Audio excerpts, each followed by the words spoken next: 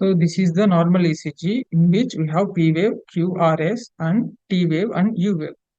J point is the junction between QRS and beginning of the T wave. Here we measure the ST elevation and ST depression.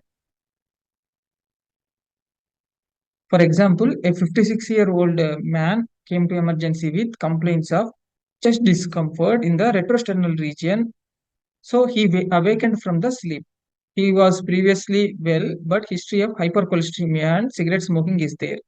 Appears uncomfortable with profuse sweating and heart rate of 116 beats per minute and blood pressure 166 by 102 and respiratory rate of 22 per minute and oxygen saturation 96% on room air. Auscultation reveals S4 gallop. And what are the common signs and symptoms of heart attack? Shortness of breath, central chest pain, and heaviness in the central chest, and nausea and vomiting, anxiety, sweating, and dizziness. So on ECG, there are hyperacute T waves in the V2 to V6, most marked in V2 and V3, with normal first degree AV block and normal sinus rhythm and first degree AV block, and there are some premature ventricular complexes and premature atrial complexes. ECG of same patient around 40 to 50 minutes later, there is progressive ST elevation in V2 to V5 is there, and there is some reciprocal ST depression in the lead 3 is there. So what are the features in hyperacute anteroseptal MI? ST elevation and hyperacute T waves will be seen in V2 to V4 along with ST elevation in lead 1 and AVL. Lead 1 and AVL, there is ST elevation and reciprocal ST depression in lead 3. Q waves are present in the septal leads V1 and V2. So these features indicate hyperacute anteroseptal ST elevated MI. Anterior inferior MI, ST elevation is present throughout the precordial and inferior leads. ST elevation in precordial and inferior leads, inferior 2, 3 and AVF, there is significant ST elevation. Hyperacute T waves are most prominent in the V1 to V3 and Q waves are forming in the V1 to V3. As well as lead 3 AVF, this pattern is suggestive of occurring in type 3 or wrap around LAD, that is one that wraps around the cardiac apex to supply the inferior wall, antero-inferior MI. So extensive anterolateral MI, acute. So in this, there is ST elevation in V2 to V6. ST elevation and AVL also there is ST elevation. Reciprocal ST depression in lead 3 and AVF. Lead 3 and AVF, there is reciprocal ST depressions. Next, extensive anterior ST elevated MI. ST elevation is marked in V1 to V6. There is significant ST elevation in V1 to V6 plus 1 and AVL. 1 and AVL also there is ST elevation. Minimal reciprocal ST depression in lead 3 and AVF. Lead 3 and AVF, there is reciprocal ST depression. Q waves in V1 to V2. There are negative Q waves and reduced R wave height in V3 and V4. Reduced R wave in V3 and V4. There is premature ventricular complex. At the end of the ECG, there is one premature ventricular complex. So this puts the patient at risk for malignant ventricular arrhythmias. Inferior lateral MI, posterior extension is suggested by horizontal ST depression in V1 to V3. So posterior extension in V1 to V3, there is horizontal ST depressions and tall broad R waves in V2 and V3. Tall broad R waves in V2 and V3 and dominant R wave in V2. Dominant R wave in V2. Upright T waves in V2 and V3. Upright T waves in V2 and V3.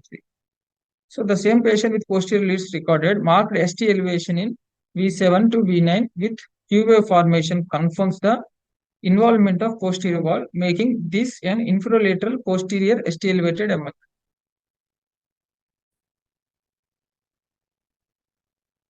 So this ECG, there is posterior MI suggested by presence of ST depression in V21, V3, and tall broad R waves in V21, V3.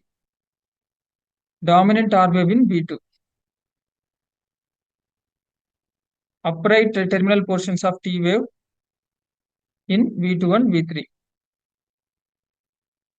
Posterior infarction is diagnosed based on the presence of ST elevation more than 0.5 mm in V7 to V9.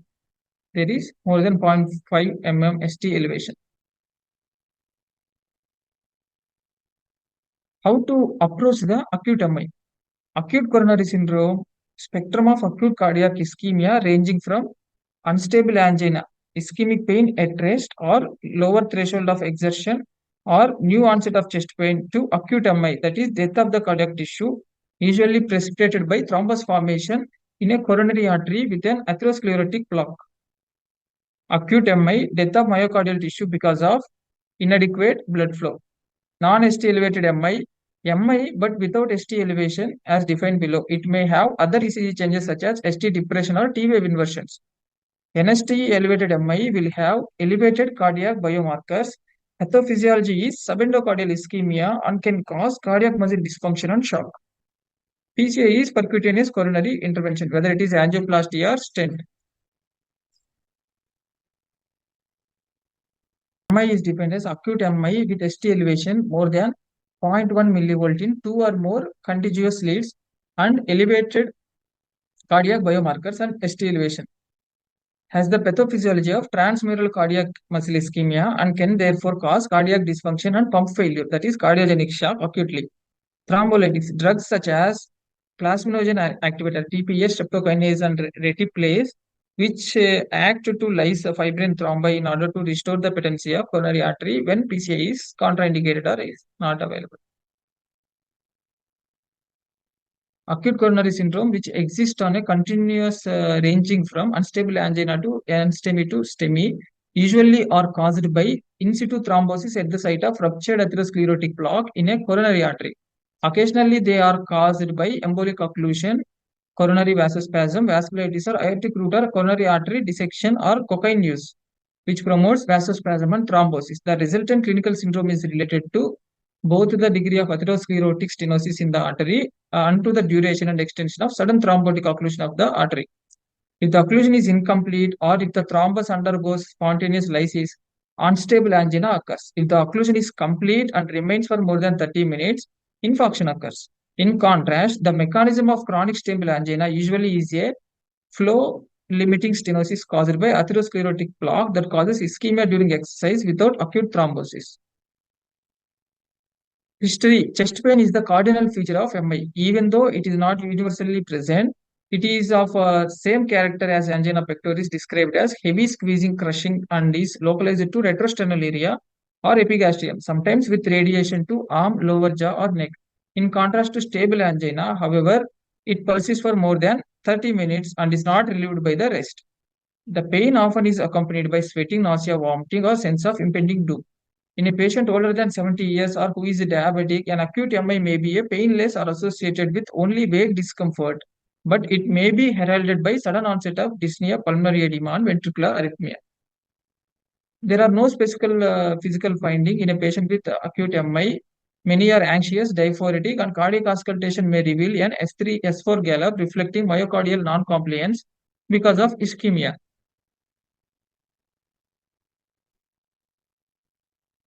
An S3 gallop representing severe systolic dysfunction or a new apical systolic murmur of MR caused by ischemic papillary muscle dysfunction.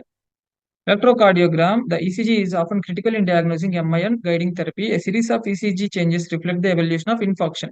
Earliest changes are tall positive hyperacute T waves within the ischemic vascular territory. This is followed by elevation of ST segment. Over the hours to days, T wave inversion frequently develops. Finally, diminished R wave amplitude or Q waves occur, representing significant myocardial necrosis and replacement by scar tissue. And they are what one seeks to prevent in treating the acute MI. Sometimes when acute ischemia is limited to the subendocardium, ST segment depression rather than ST elevation develops. ST elevation is typical of acute transmural ischemia, that is, a greater degree of myocardial involvement rather than non-ST elevated MI. From the ECG, we can localize ischemia relating to vascular territory supplied by one of the three major coronary arteries. STEMI is defined as ST elevation more than 0.1 millivolt in two or more contiguous leads and are a new left bundle branch block which obscures the usual ST segment analysis. As a general rule, lead 2, 3 and AVF correspond to inferior surface of the heart supplied by right coronary artery. V2 to V4 corresponds to anterior surface supplied by the left anterior descending coronary artery. And lead 1, AVL, V5 and V6 corresponds to lateral surface supplied by left circumflex coronary artery. Certain proteins referred as cardiac biomarkers are released into the blood from necrotic heart muscle after acute MI. Cardiac troponin I and specific troponin T are more specific to heart muscle and are the preferred markers of myocardial injury. These protein levels rise approximately from 3 to 5 hours after the infarction. Cardiac specific troponin I level may remain elevated for 7 to 10 days and T level for 10 to 14 days. They are very sensitive and fairly specific indicators of myocardial injury, and their level may be elevated with even small amounts of myocardial necrosis. Generally, two sets of normal troponin levels 6 to 8 hours apart exclude MI. Diagnosis of acute MI made by finding at least two or three of the following features. Typical chest pain persisting for more than 30 minutes, typical ECG findings, and elevated cardiac biomarkers. Because of urgency in initiating treatment, diagnosis often rests upon clinical history and ECG finding, while determination of cardiac biomarker level is pending. During initial evaluation, one must consider and exclude other diagnoses that typically present with chest pain but would be worsened by anticoagulation or thrombolysis, usually used to treat acute MI. Aortic dissection often presents with unequal pulses or blood pressure in the arms, a new murmur of aortic insufficiency, or a widened mediastinum on chest X-ray film. Acute pericarditis often presents with the chest pain and a pericardial friction rub, but ECG finding shows diffuse ST elevation rather than those limited to vascular territory. Treatment: once acute MI has been diagnosed based on history, ECG, and cardiac enzymes levels, several therapies are initiated. Because the process is caused by thrombosis, platelet agents such as aspirin, anticoagulation with heparin are used. To limit the infarct size, beta blockers are used to decrease myocardial oxygen demand, and nitrates are given to increase the coronary blood flow. All of these therapies appear to reduce mortality in patients with acute MI. In addition, morphine may be given to reduce pain and consequent tachycardia, and patients are placed on supplemental oxygen. Because prompt restoration of myocardial perfusion reduces mortality in ST-elevated MI, a decision should be made as to whether the patient can either receive thrombolytics or undergo primary PCI. Where it is readily available, primary PCI is preferred therapy for most of the patients, and it is most effective than the fibrinolysis in opening occluded arteries and is associated with better clinical outcomes.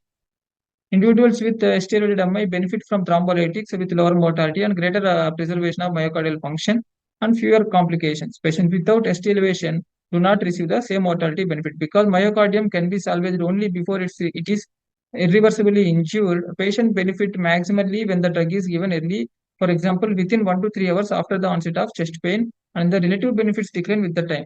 Because systemic coagulopathy may develop, the major risk of thrombolytics is bleeding, which can be potentially disastrous. For example, intracranial hemorrhage. The risk of hemorrhage is relatively constant, so the risk begins to outweigh the benefit by 12 hours, at which time most infarctions are completed.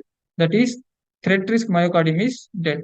Thrombolytic therapy is indicated in all of the following criteria. If all of the following criteria are met, clinical complaints are consistent with ischemic type of chest pain, ST elevation more than 1 mm in at least two anatomically contiguous leads, and there are no contraindications to thrombolytic therapy, and patients is younger than 75 years. Greater risk of hemorrhage if there is more than 75 years of age.